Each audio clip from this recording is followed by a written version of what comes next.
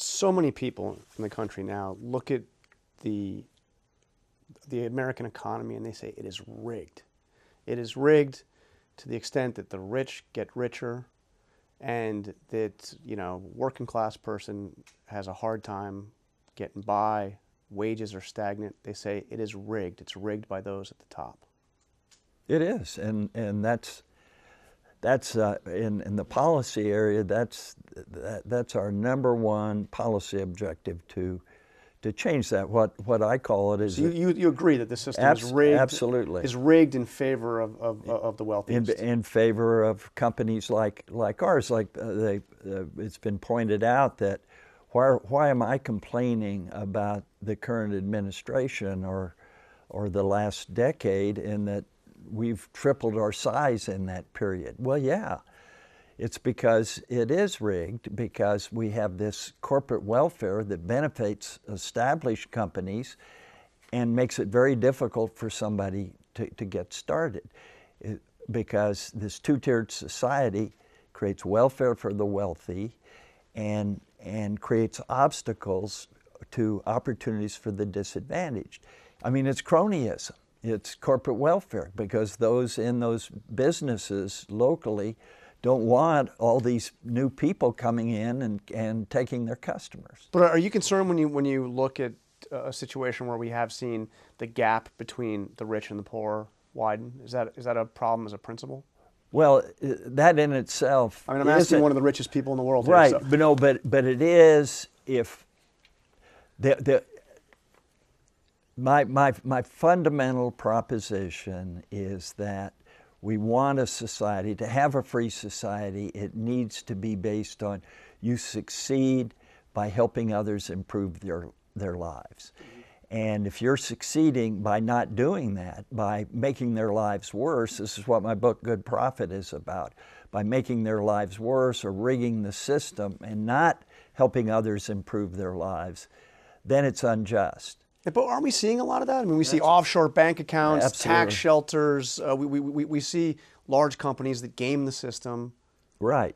The estimates I've seen out of a $15 trillion economy, probably this corporate welfare and cronyism is costing the economy about $5 trillion.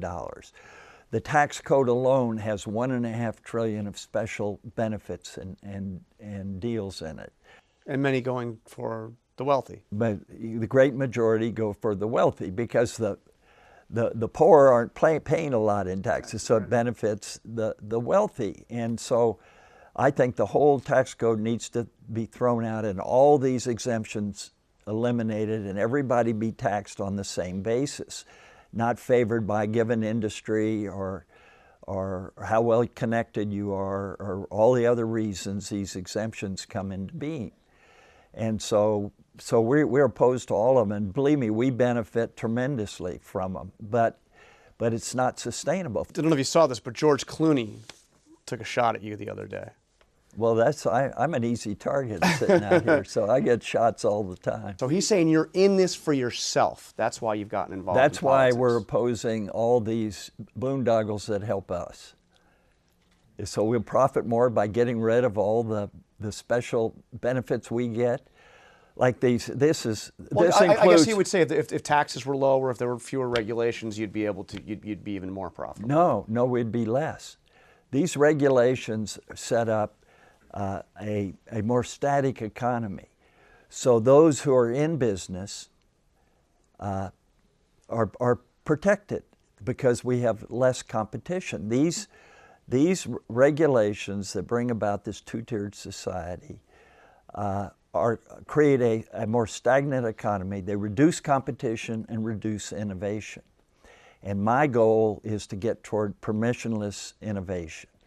So everybody starting out has the opportunity to be as successful as people who are established. Let me ask you on the larger question, money in politics. Is there too much money in politics? Well, there's too much politics. No, but there's too much money. You see, For sure. Yeah, we would like to get the money out, but the only way to get the money out is get all the goodies that the government's giving to special interests out, and that's what we're trying to do. And then, we now have 2-year presidential campaigns, which is all everybody talks about. It's because we have this system of control and dependency, so everybody is dependent, including big companies, on the government to set the rules to give them an advantage, and people throughout society are. So people invest in that to get an advantage, and we're investing in it to get rid of all these advantages and have a system of mutual benefit. How much money would you estimate that you and your brother have spent on American politics? Well, I can tell you what it was last year. But including what we raised. We raised last year $300 million, and about $30 million of that was directly or indirectly spent on politics, such as doing data analysis and everything that goes into that. The other 270 was spent on education, on helping these community organizations, those kind of things, and on policies. This year, I think we'll probably raise about $450 million, and because of the state of politics, I would guess the amount that would go into politics would be less than 200. So over the last, let's say, over this 2-year cycle, we would be about 200.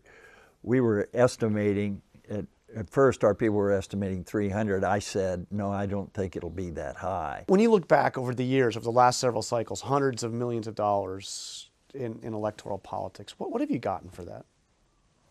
What's been the return on that investment? Well, I've gotten a lot of abuse out of it. Yes. You've been called un-American. Yeah.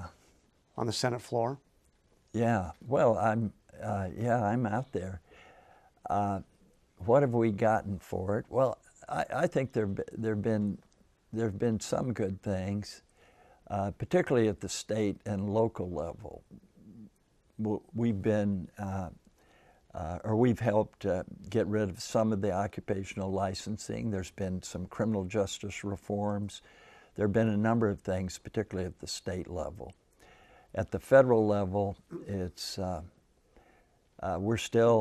we haven't in any way changed the trajectory of the country toward this two-tiered society. So so this hasn't been a particularly good investment, at least not yet.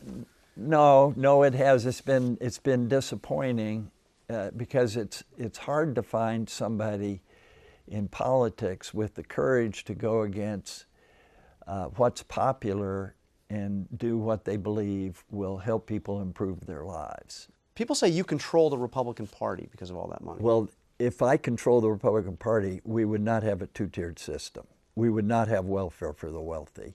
We would not have a tax code that subsidizes the wealthy. We would get rid of all of that. So obviously, I don't control anything. As a matter of fact, on the extenders bill, we wrote the tax breaks for the corporations. Yeah. It's been modified, but there were like 50-some tax breaks, including some that benefit Koch. benefit us, and so we wrote a letter to all the congressmen in after 2014 when we helped elect some of them, and out of nearly 250 Republicans, only about 10% voted against it, because they had people in their district, supporters, who were in favor of these boondoggles. Well, and Republicans are adamant about protecting a lot of these tax breaks. Absolutely. No, and I can see why they say, well, there's a tax break over here, we need one here. Well, that's the wrong attitude. We got to get rid of all of them. So that's why Bernie Sanders is popular.